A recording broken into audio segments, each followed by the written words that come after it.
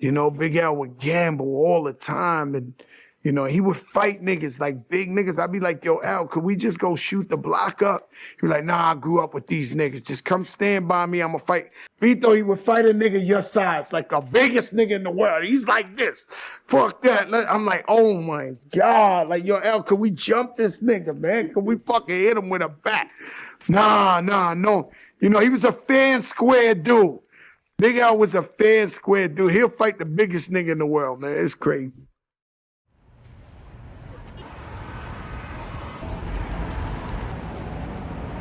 Hey, what's up? It's Mike Foxx from RapFabulous 24/7 HH. I'm uptown in Harlem, 140th and Lenox. The Big L mural.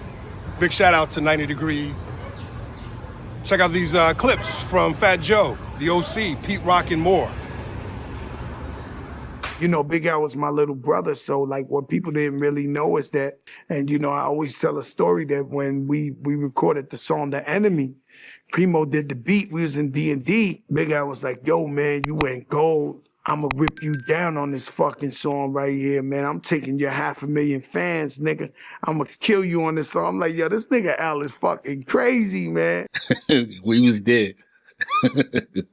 And L be dead serious when he say some shit. Like, so I was like, whatever, like, we gonna body each other because you ain't bodying nobody on this shit. But we knew he was the young gunner out the crew, out of Diggin. Dude was a genius. He was a genius in psychology, and he was the youngest, but he could get in your psyche. He got into Fox psyche, he got into my psyche, showbiz psyche, over arrogant. So, you know, he get down to the club. Yo, what's up? This is his moves, like, yeah, yawn in front of a dude and let him rock, and then he'll shut the shit down. I'll leave this story for Bumpy, a.k.a. Freddie Foxxx, to tell y'all.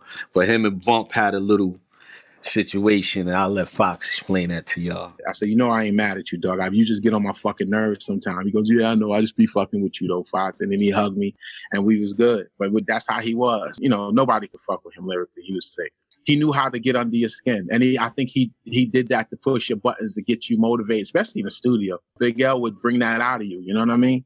I wish he would have rather just said, yo, Bump, lay that again, man. You could do it harder. I love him, man. Rest in peace to my little brother. He was the guy. What made Big L dope to me was his style, just his rhymes, just the way at wit. At any given moment, he would just freestyle off the head, and it rhymes. And it's just like, you didn't write that? I remember one time picking him up, you know what I'm saying, in Harlem, and I had, you know, the cassettes at the time, you know, so I had a cassette full of beats, and he just rapped. And we just drove around New York, and he impressed the shit out of me, you know what I'm saying? And I was just in disbelief, man, that, you know, we had this new voice that was saying something. Big L was that dude. I recall this moment with me and L being in Japan. I never forget, this kid had a Rolex on, and L offered this kid whatever. I don't know what he offered him, a shirt, whatever. And L was like, yo, let me get that. And dude spoke English up until that point. He asked him for the watch. And L was like, yeah, the watch, let me see that.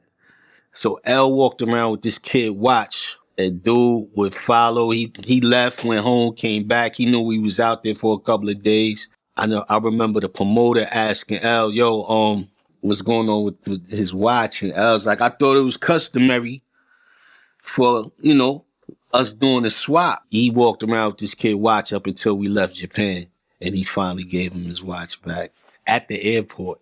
That's some crazy shit. Like, dude thought his shit was going back to the U.S. You know what I'm saying?